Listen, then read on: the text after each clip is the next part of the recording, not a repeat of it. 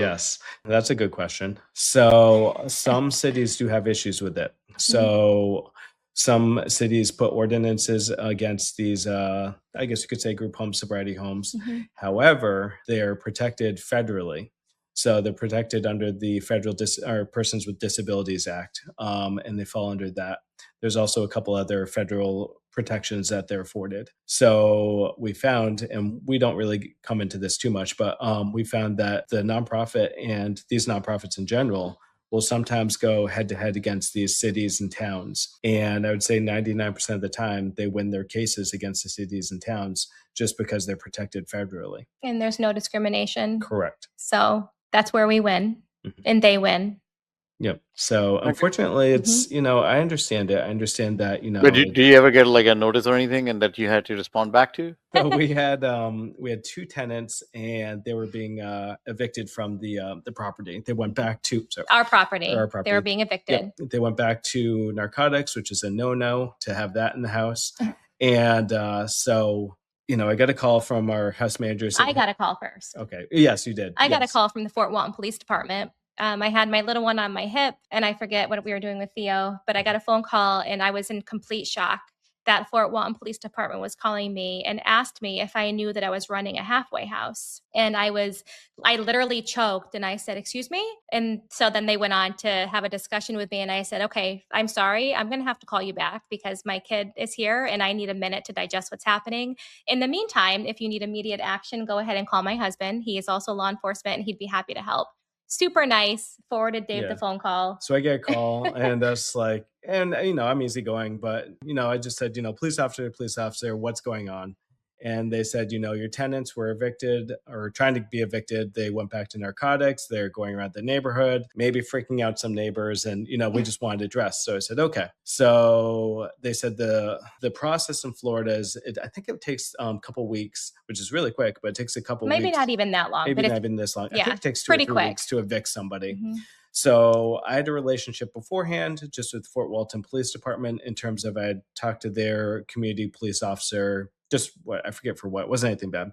And so I reached out to him, said, this is what we have. He said, let me bring it to our chief of police, especially because you're law enforcement.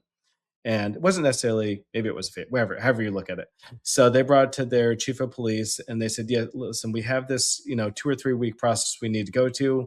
They're going to be evicted anyway. Let's just go over right now and evict them. So we didn't have to do any paperwork. They went over, there was no issues whatsoever. They evicted those 2 tenants.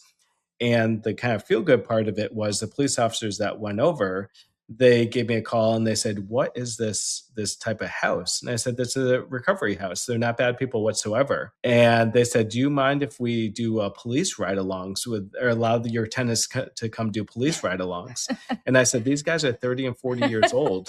And ask them I if said, they want to hang out. So they ended up doing police ride-alongs with the Fort Walton Police Department. What was that police ride-alongs? Oh, so they just go for the day and with a police officer and see what they do for for their job. So they're stopping vehicles, they're going to calls, and for us, for New York State Police, we do it sometimes, not as much, just because we make some very dangerous stops. I think it's a nicety for our tenants. They just saw 2 people get dragged out. Yes.